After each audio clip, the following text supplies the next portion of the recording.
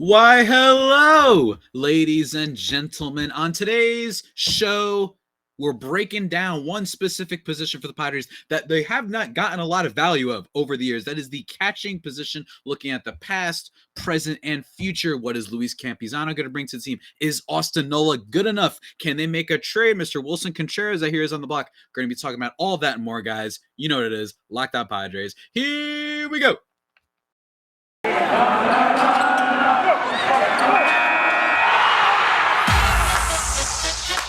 You are Locked On Padres, your daily San Diego Padres podcast. Part of the Locked On Podcast Network, your team every day.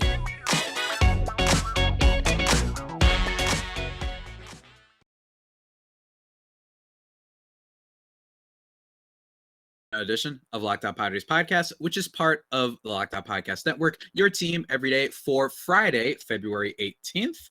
As always, I'm your host with sometimes, occasionally, but certainly not always the most, Javier Reyes. You might be familiar with some of my baseball-related work at places like Baseball FYI, Friars on Base, Off Bench Baseball, or just Baseball, to which I am a staff writer for. You can follow me on Twitter at Javipeno, JAVIIPENO, or at LO_Padres. If you so fancy some Padres-related content on the Bird app, and also subscribe to the show if you want to see my face and the cool shirt that I'm wearing.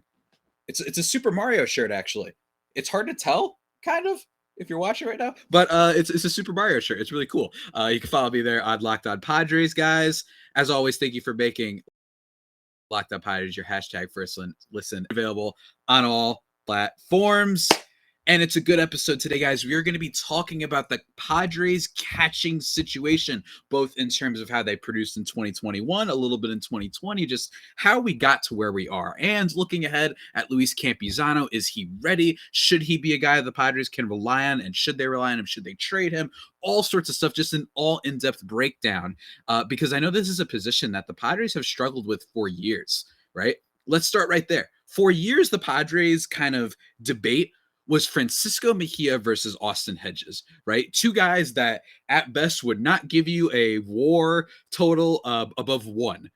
Strike that. They would not give you a WAR total above 0.7, maybe. I don't have Austin Hedges' numbers in front of me right now, but basically, bottom line is they weren't very good. Francisco Mejia supposedly had like a really short, compact swing. He never got the chances necessarily. I know it was a big debate who they should play. Austin Hedges was a good defensive player, great at times.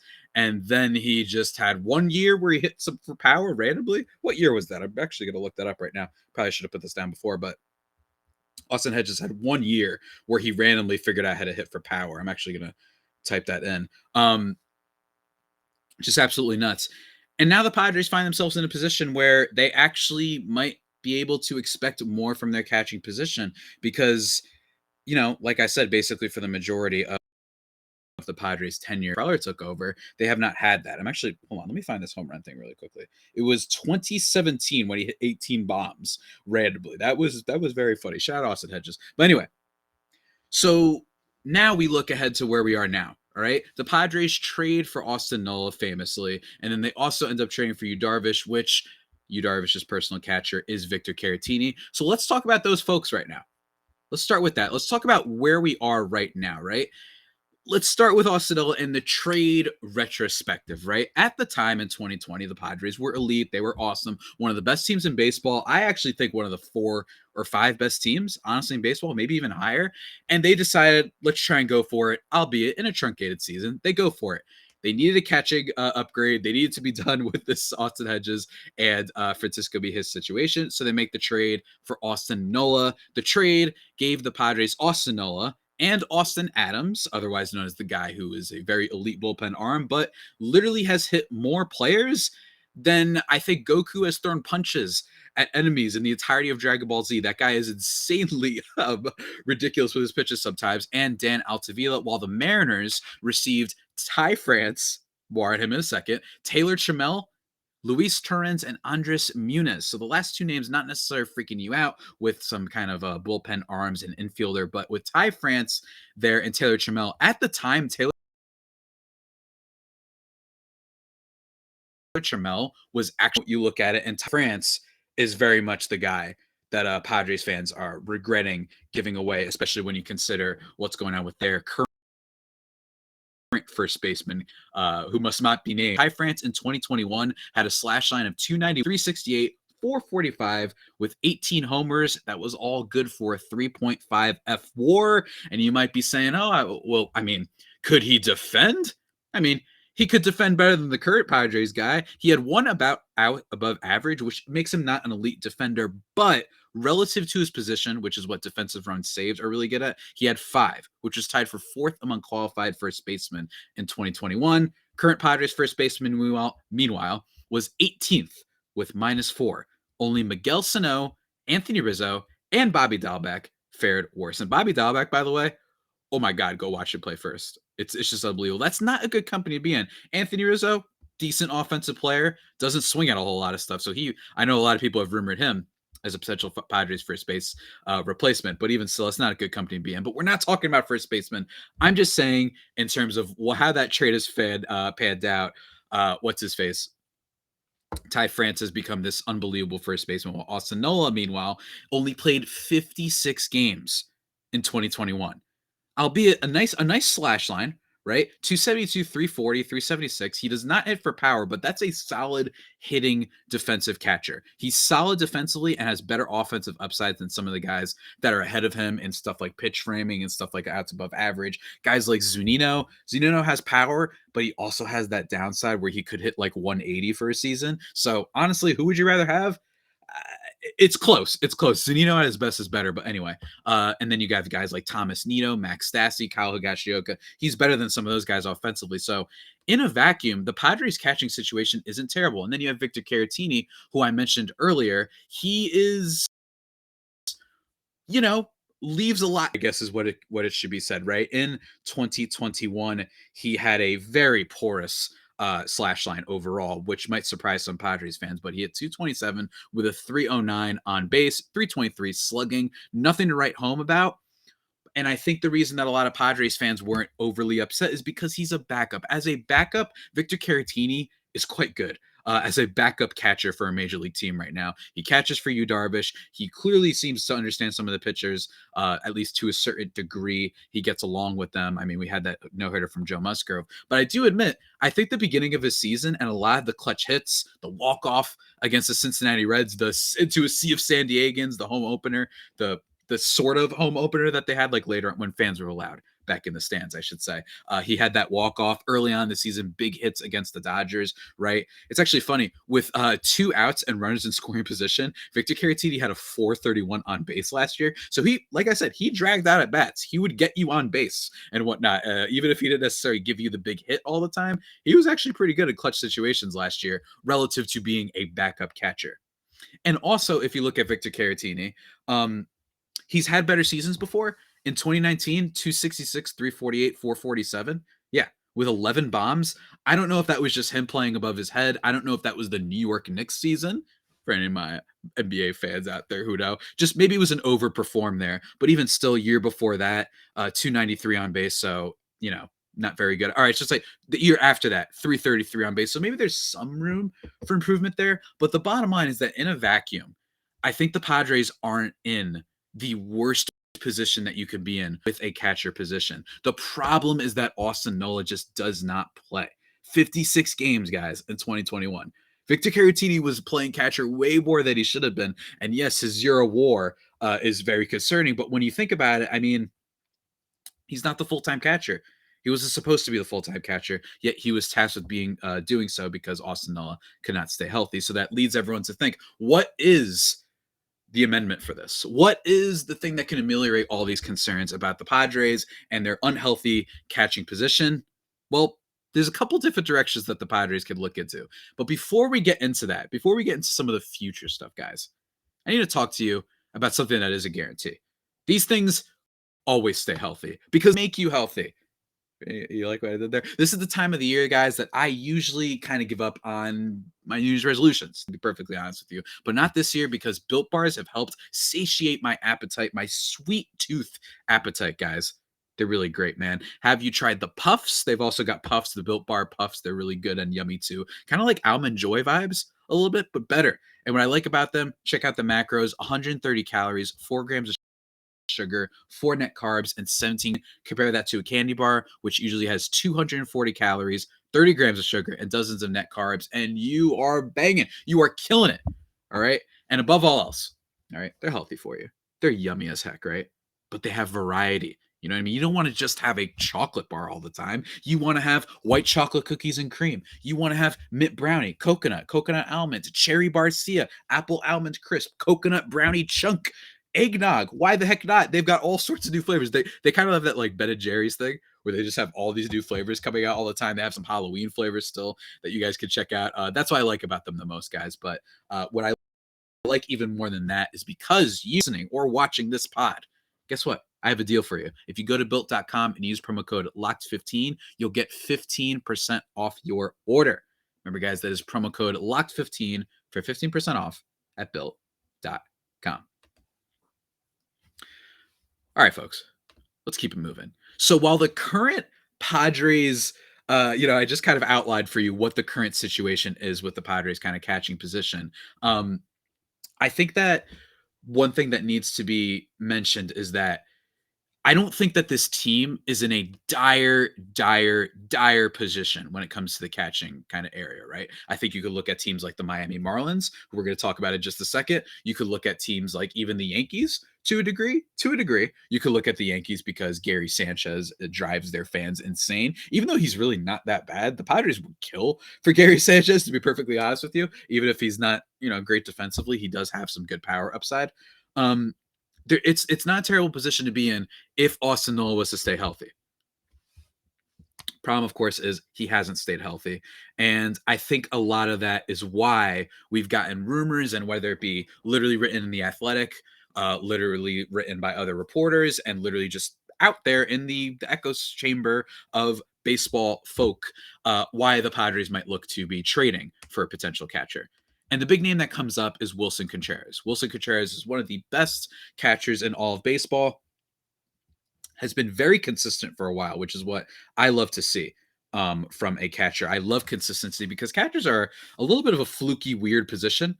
And I'm going to illustrate that for you in a second for a guy that the Padres actually traded for before the lockout came out. But Wilson Contreras, 16.9 career WAR, which is, according to Baseball Reference anyway, which is up there with guys like Salvador Perez, in that range at least. He has not had an on-base percentage lower than 330 since his whole career, basically. His lowest was in 2018, but he did manage to knock in some home run and hit for some power. He's got great defensive stats, usually in the top 10 in most areas, whether it be pitch framing, whether it be his popping, whether it be popping to throw the ball and stuff like that, whether it be, throwing out runners. He's been really good, right? And this past season, he was fantastic too. 237 batting average with a 340 on base and 340 slugging, most importantly, with 21 bombs. That's very, very good. Of course, in a vacuum, those aren't numbers to freak out about. And that's the thing, guys. I don't want the Padres to be trading that many assets for Wilson Contreras, because when you just look at his overall value in terms of the offense that the Padres need, it's nice and he's got really great defense, but do you want to be trading for that? I don't know. I think trading for a catcher is a little tricky because it's just, don't get me wrong, if you're going to trade for one, this is not a bad one to trade for. I mean, Wilson Contreras is pretty freaking good, but I just feel like the assets they'd have to give up wouldn't align so much. If you were to somehow maybe package some Padres prospects, maybe a back end guy like an Ethan Elliott or a Uribiel Angeles, right? Somebody like that, plus maybe if you had to, a Rob Hassel and Contreras, and then ship over the Padres first baseman that they currently have, who must not be named, that could make sense. But I think just in a kind of straight up trading for this guy, maybe you send over Austin Nola. That's not, maybe you could do that. But in general, I would rather rate for Louise Campisano, who we're going to be talking about in a little bit. But the Padres did make a move. It wasn't a trade for Wilson Contreras, but they did trade for Jorge Alfaro. And a lot of fans have asked me. And by a lot, I mean a few. I'm not trying to act like I'm I'm not trying to act like I'm Ben Woods out here and everybody's sending me their takes 24/7 and whatnot. But Jorge Alfaro, all right? A lot of people point out, well, he's got, positional versatility, right? Okay. That is the problem, is that if you just put someone in different positions, everyone technically has positional versatility. If we put the Padres first baseman in left field, then we would be, he could play left field. Jorge Alfaro is not a good fielder, and it actually shows you the of the Miami Marlins front office based on everyone I've heard from. I'm friends with a bunch of Marlins people who are following the team and whatnot. He cannot play left field. That was maybe the Marlins trying to just broadcast that he could, even though he really can't. And also just as a batter, oh man. Let me read you some stats, guys. At one point, he had the highest swinging strike percentage among qualified players in Major League Baseball history. 22.1%, with the only other players trailing behind him, Alberto Mondesi with 19.6, Willie Mo Pena with 19.4, Javi Baez, who you guys have heard of. You don't want to be in the same stratosphere as Javi Baez when it comes to striking out a lot, especially when you don't have the potential power upside that Javi Baez does. Jimmy Paredes with 17.9%, and Russell Branyan with 17.9% round out the top 5. And no, not Russell Brand, not the guy from Get Him to the Greek, who's very funny, or Forgetting Sarah Marshall, not that guy. All right, so he is, how do I put this? Not good when it comes to striking out. He swings at everything, outside zone swing stuff. He is just like, Jorge Alfaro just refuses to stop. He refuses to stop swinging. And I know that some people might bring up, at one point in his career, Alfaro led the major leagues, or I'm sorry, at one point in his career, he had a 3.2 F WAR, which is pretty solid. In 2018, though, and that was with a 4.06 BABIP. So he might have gotten a bit lucky. And even adding more to the slander, people would tag on second with this guy. Tag on second with him in left field, right? And get to third. He can't really play left field, guys. This is just like a false advertising thing. Yes, you could maybe you could trot him out there in a jiffy if you had to, because your left fielder got stuck on his way to the stadium or is hurt or whatever. But I'd literally rather have, anyway, it would literally have to be he could not make it to the game in order for it to be justifiable, seemingly, for Jorge Alfaro to play left field. Like, whoever ends up being a Castellanos, whatever, the Padres would have to think that they had their left fielder situation straightened out for it to make sense, right? It's just not that good. And at one point in the year, Alfaro, when it comes to catching, led the major leagues in passed balls with 9 in 361 innings. For context, the next most was Christian Vasquez of the Red Sox, who had 8 in 658 innings. Yeah. And I don't have the full stats for you, but that was just at one point because, like I said, they started playing him in left field a little bit more. But he was a mess, man. And the Padres traded for him. And I get it. I mentioned that 3.2 F4 season. And the year after that had a solid year as well. But, I just think that Major League pitching has kind of caught up to him. I mean, yeah, he was able to hit, those 18, 2019, 10 before his best season. But 244, 283, 342 slash line, it's just not going to cut it, man. I mean, he's striking out way too much. He's not walking enough. And I get that the Padres front office has kind of, seemingly anyway, had a real obsession with this guy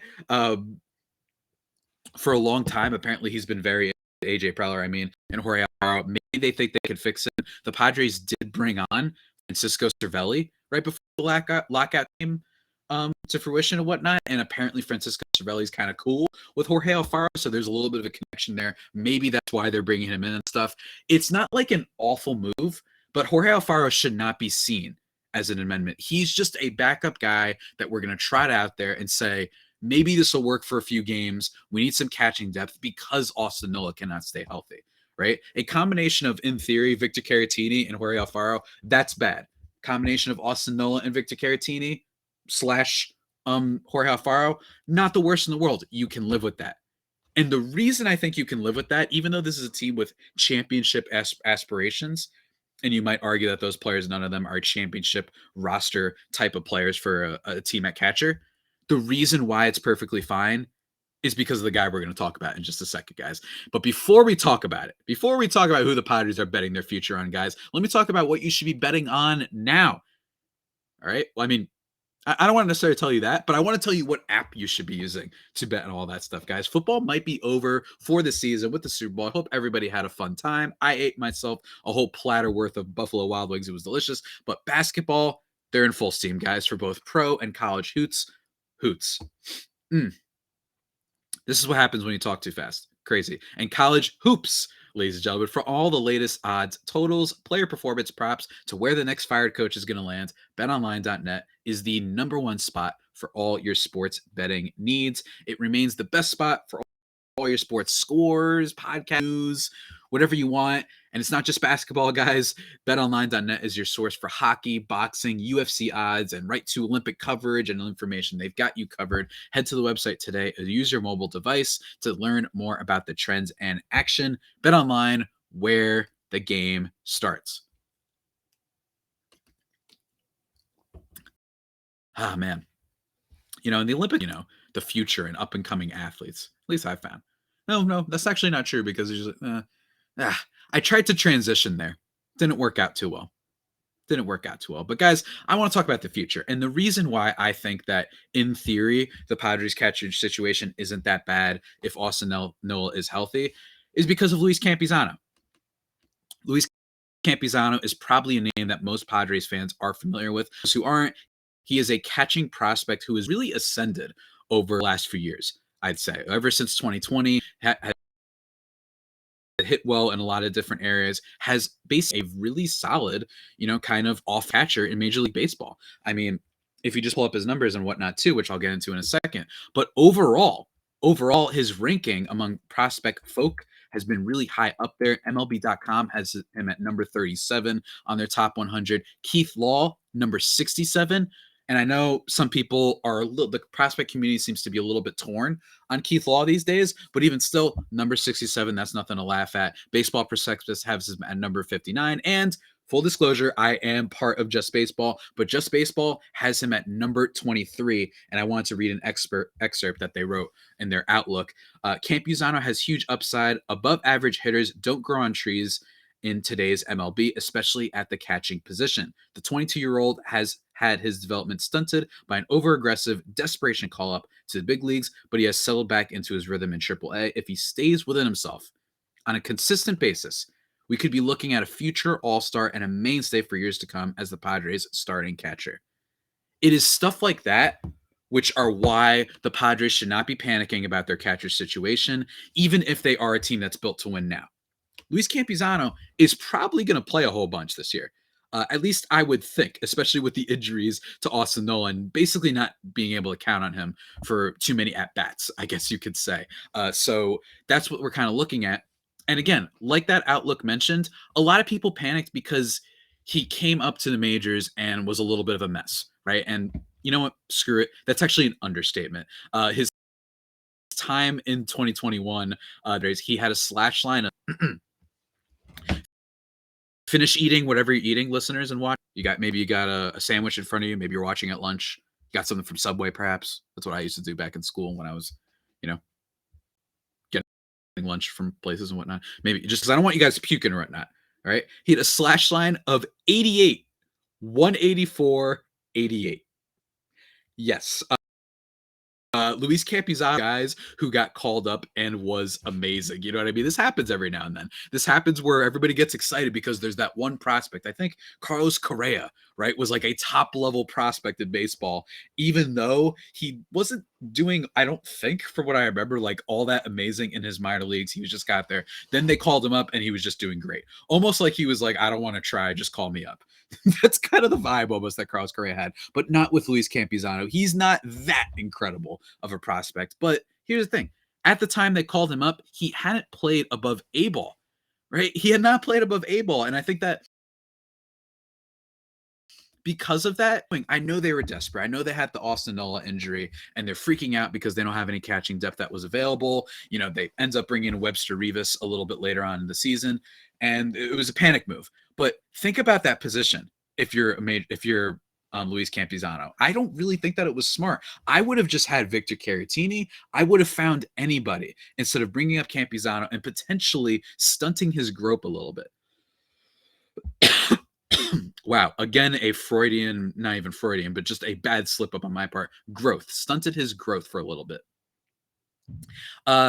That's basically what happened with the Padres here. They brought him up and he's in situations where he's pinch hitting against the Dodgers, one of the best teams in baseball, having, Kenley Jansen throw to him or Joe Kelly or, who's that other guy that they have?